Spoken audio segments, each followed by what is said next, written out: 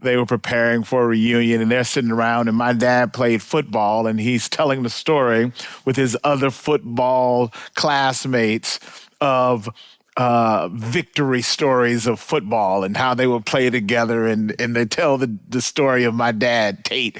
I'm a junior, so he's Albert Tate, senior. His middle name is Sterling. So they're telling the story about Sterling. Sterling talking about how he was a linebacker, and the guy was coming at him with the ball, and he said it was three of them.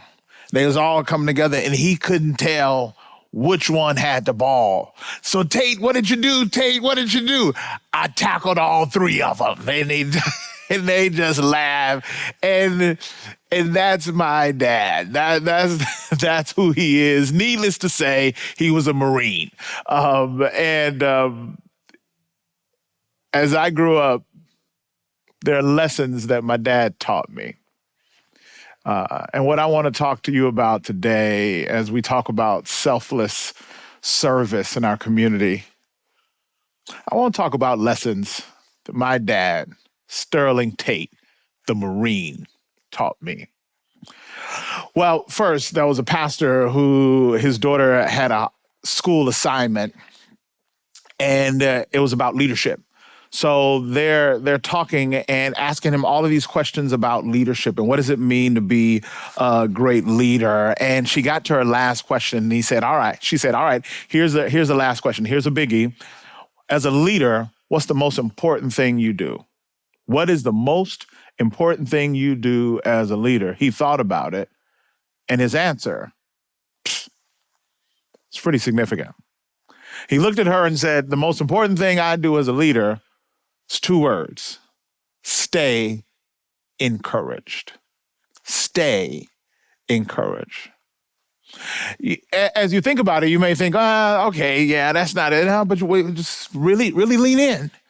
If a leader gets discouraged, discouragement opens up the door for every other urgement.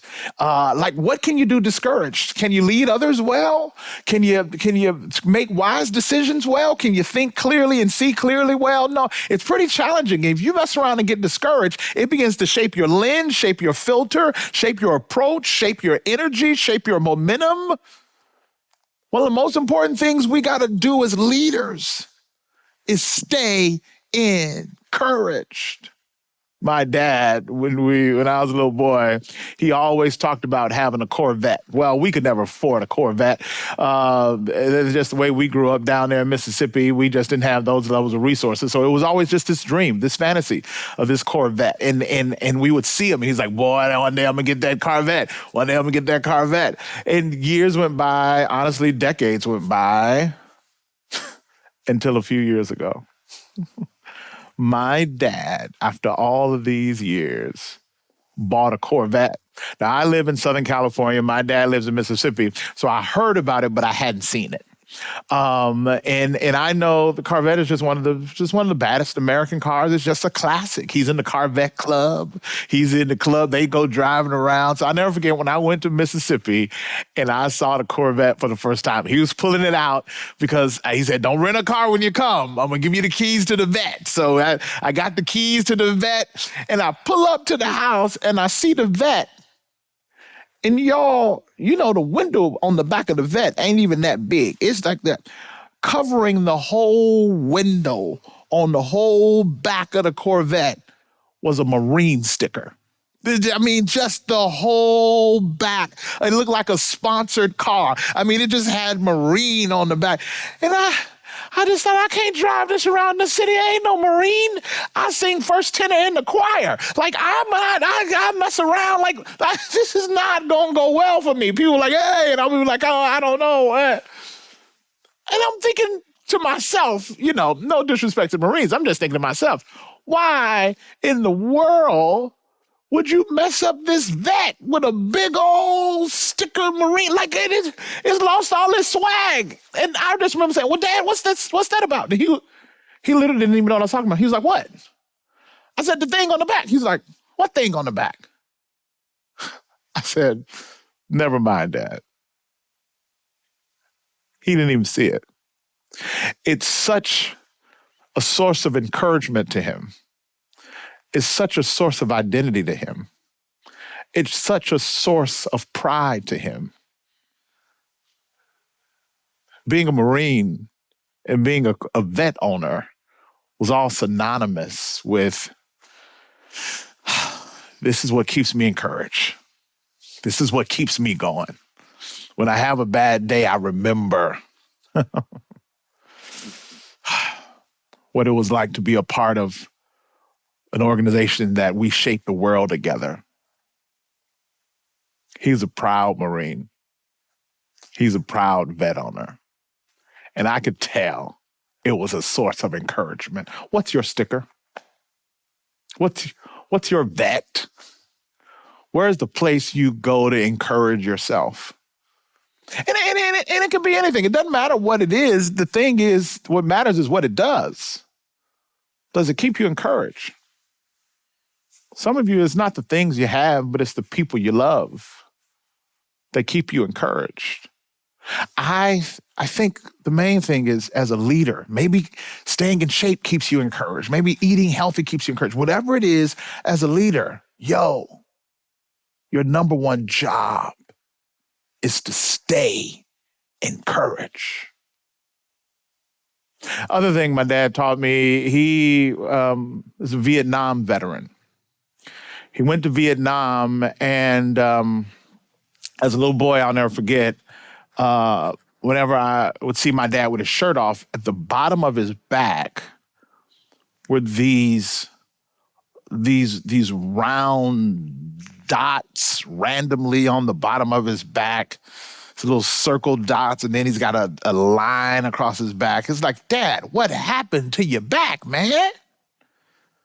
And he said, yeah, I was shot 16 times in Vietnam. 16 times. I know that because as a little boy, that's an image that I saw a lot. And I remember counting the little dots and seeing the line where they went in and surgically removed most of them. There are a couple still back there. It reminded me that Dad went to Vietnam, Dad went to war, and Dad sacrificed. I remember growing up, going to school, learning about what the Purple Heart was. And then, mentally putting the dot together and realizing Dad has one of those. It represents sacrifice. It represents honor. It represents selflessness. My dad taught me a part of life, a part of service, the foundation of it is selflessness. Your ability to deny yourself, your ability to sacrifice you for something greater, a greater cause, a greater purpose. Your ability to come together with others and make sacrifices that aren't centered on your comfort, aren't centered on your pleasure, but centered on the vision and the mission and the destiny.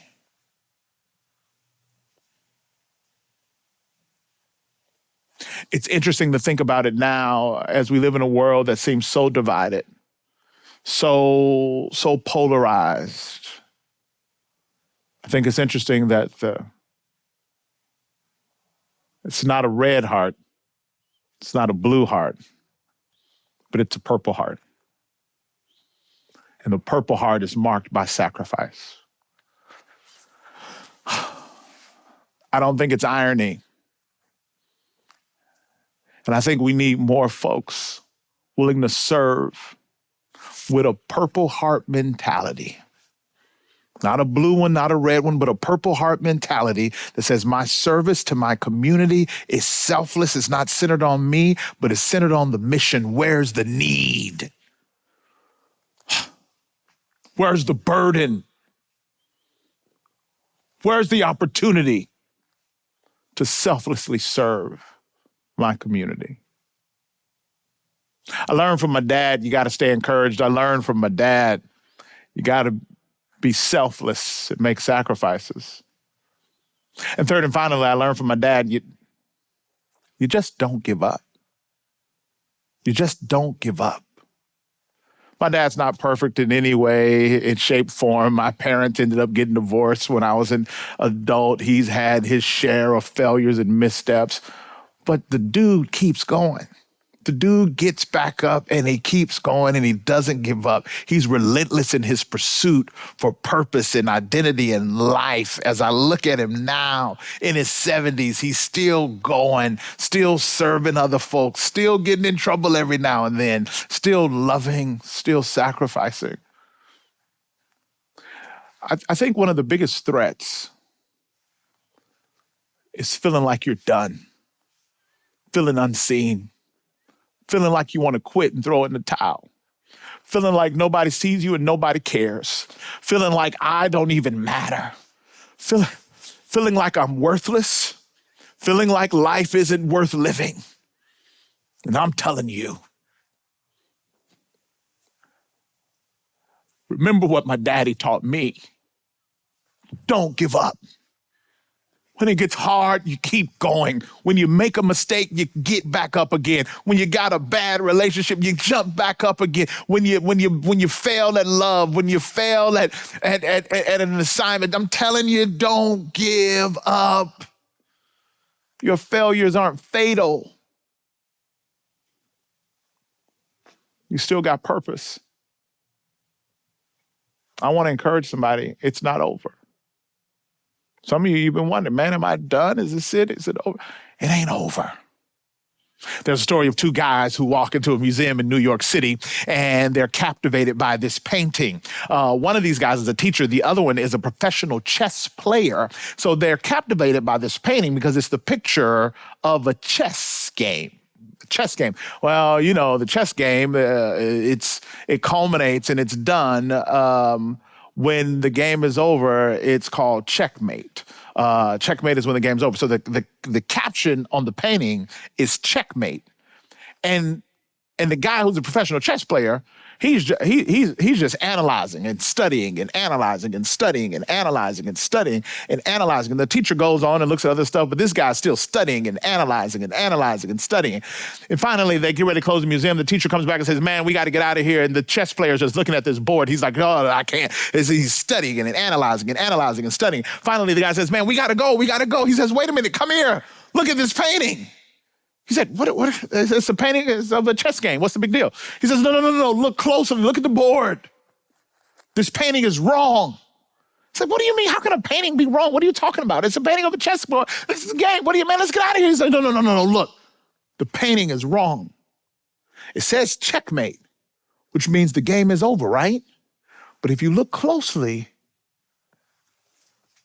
you'll see the king still has one more move.